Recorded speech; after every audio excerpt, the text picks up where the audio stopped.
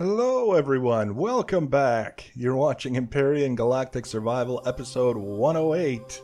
I'm Enigmus and today we're painting and stuff on the Cetorhinus, but before we get started with that, we're actually taking it into space because it's a little bit too large to continue working on it in atmosphere. I'm finding I have a platform that I've had the ship sitting on whenever we're on Oskatune, and it's too small now, and what's more, it's getting a little bit difficult to reach from top to bottom with the way things are set up, so I've decided that it would be a lot easier if we just take it out into space and do all of our building from there. I have to say, because this isn't the first time the topic of building in space has come up. Usually it's from other people asking why I don't build in creative and in space, because it's just so much easier.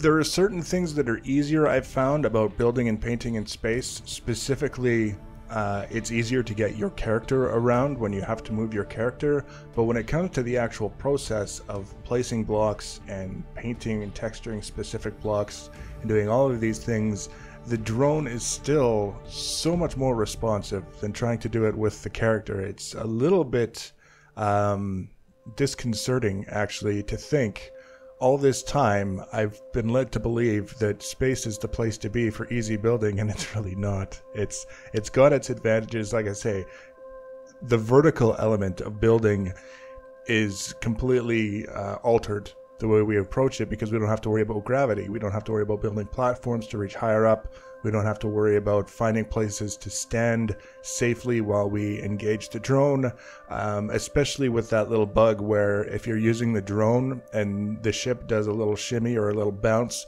your character falls through the block that it's standing on, potentially fatally, depending on how far down they go.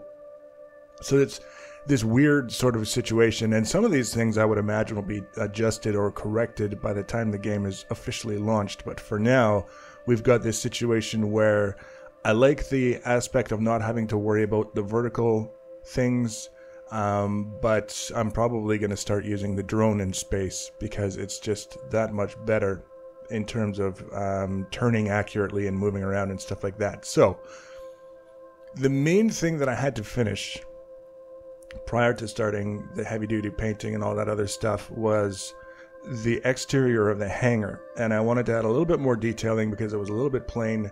I've already finished off the extruded segments on the other areas of the superstructure like we talked about, and now it's just a case of getting the hangar sort of a little bit closer to the theme that we've got going on elsewhere on the ship. So I started kind of doing it with the same setup that I've been doing everything up to this point, where it's just a half block extrusion on these thin strips going all over the place. In this case with the hangar, there's a lot of vertical strips, but there's also a couple of horizontal ones as well, just because, again, looking to break up the flat sections a little bit and kind of give this sort of look that suggests there's something going on structurally. There's a reason for these things to be where they are, without necessarily actually having a defined role in the structure of the ship. So we get all of that taken care of, and once it's done, I wanted to go around and start to paint with the basic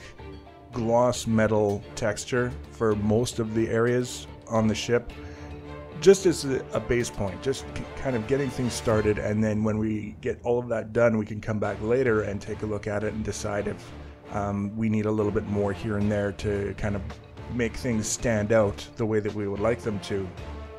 And the other thing that I wanted to do is take all of those half-block extruded ridges that we've created all over the ship in the various different places and give them the flat texture, so it's not shiny at all, and paint them black. And the idea there is that they're small enough that when you look at them and just at a glance, at first glance, it doesn't look like they're painted black. It looks like it's a shadow that's kind of accentuating these details that we've built into the superstructure so that they're a little bit more visible and they're a little bit more obvious, which, when you put as much time into something as we have with these little details, it's kind of nice that they stand out a little bit, and they do so in a way that's fairly understated. It's not gaudy, it's not the kind of thing that makes you want to stare at it.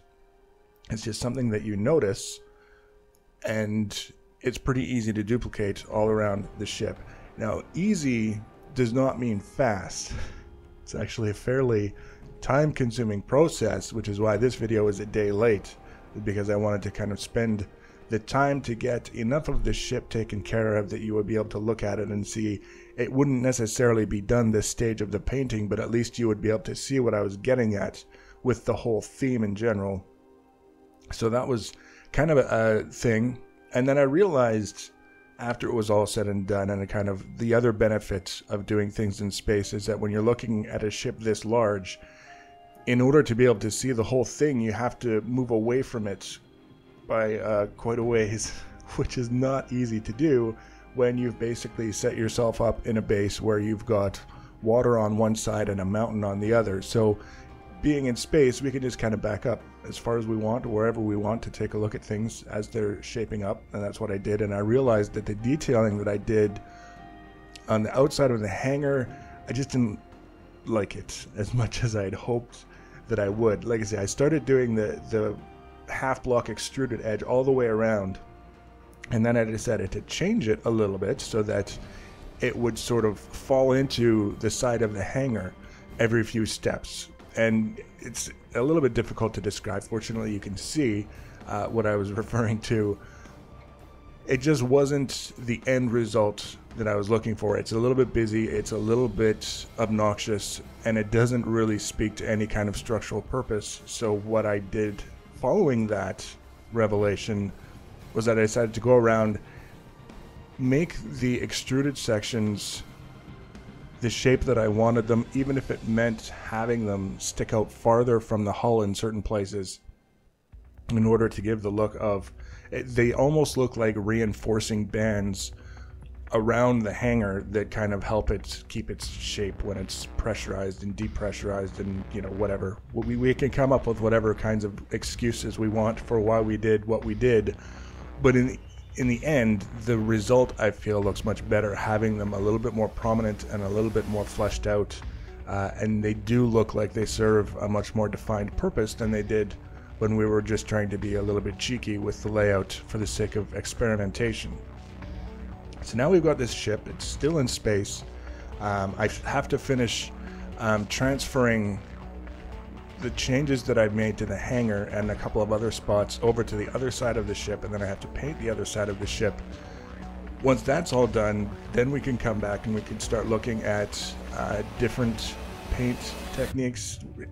I say techniques, but really just looking at things that we can do with other shades of gray and other colors and things, possibly to increase the interest level, and probably even more than the paint, things that we can possibly do with textures to kind of make things look a little bit more interesting on the exterior. Once that's done, we'll go back inside, we'll finish off the interior of the superstructure, and then the ship will be done. It'll be fantastic. I still have to remount a lot of the turrets that we had taken off just so that I could get things taken care of, but that's not exactly a time-consuming or taxing thing, so that's not really a big deal.